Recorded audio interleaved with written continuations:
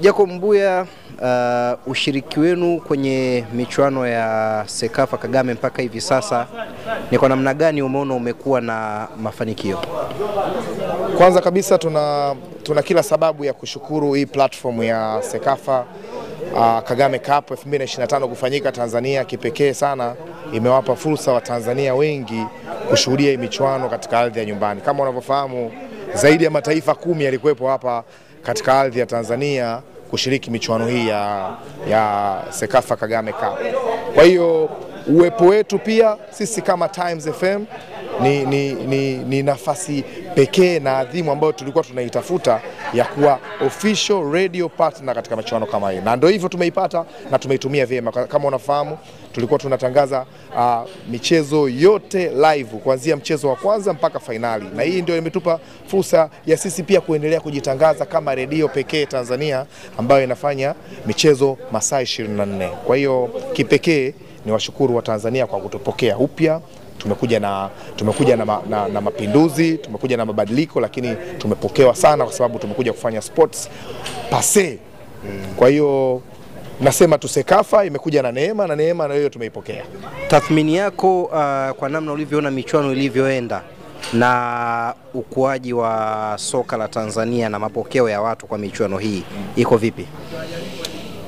Ebudia, tathmini yako kwa namna ulivyoona mapokeo ya watu kwa michuano hii ikilinganishwa na ukuaji wa soka la Tanzania iko vipi?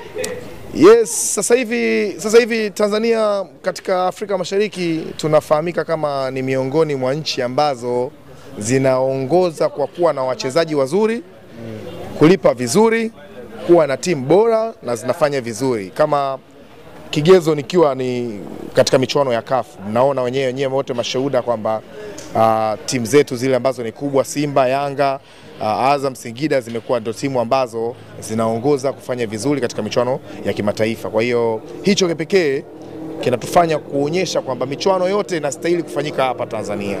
Kwa hiyo na sisi tuna kila sababu ya kujivunia kuona mpira wetu unakuwa hivyo na sisi wenyewe kama Times FM, hizi ndio fursa zetu ambazo tunazitafuta za kutangaza mpira live, kutangaza EPL live. Kwa hiyo hatuna budi kusema kwamba mpira ukikua na sisi tunakuwa.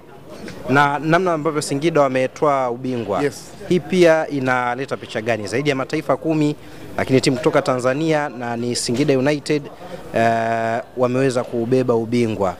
Hii inatoa picha gani hasa ikilinganishwa tayari kumeshakuwa kuna Giants ambao tayari kama walishajimegea kipande chao kwenye soka la Tanzania? Kipekee kwanza niwapongeze sana Singida.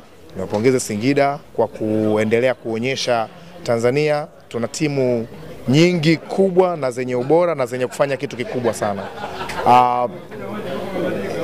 Kwa kilichotokea kwa Singida sasa, nadhani nchi nyingine zenye timu kama APR, Al Hilal zitaona kwamba kumbe Tanzania sio Simba na Yanga na Azam. Kuna timu nyingine ambazo zinaweza zikafanya maajabu kuchukua ubingwa mbele ya majiant kama Al Hilal, mbele ya majiant kama APR. Kwa hiyo ni nafasi ya kipekee sisi hapa ambao ni radio partners kwa mashindano hii ya Kagame Sekafa kuwapongeza Times FM. Tunawapongeza Singida kwa kuchukua ubingwa huu na kutuendelea kuipeperusha bendera ya Tanzania katika mashindano haya ya kimataifa. Kukosekana kwa Yanga na Simba ambao wataja kama majiant kwenye mashindano haya kumepunguza kitu gani? Hakujaathiri kitu, japokuwa sisi wengi wa Tanzania ni mashabiki wa hizi timu zote. Lakini kama unafahamu sasa hivi Tanzania kidogo wameibuka mashabiki wapya ambao wanafuatilia mpira wa miguu, sio wanapenda timu, wanafuatilia mpira. Kwa hiyo unaona kwamba tupo katikati hivi, kama ni 50-50 tumegawana. 50 ambao wanazipenda Simba na Yanga hawako tayari kwenda kushuhudia michuano kama hii, lakini kuna wengine ambao ni mashabiki wapya, wale ndio wamejitokeza kwa wingi sana kwenda kusupport hizi timu ambazo zilikuwepo. Asante sana.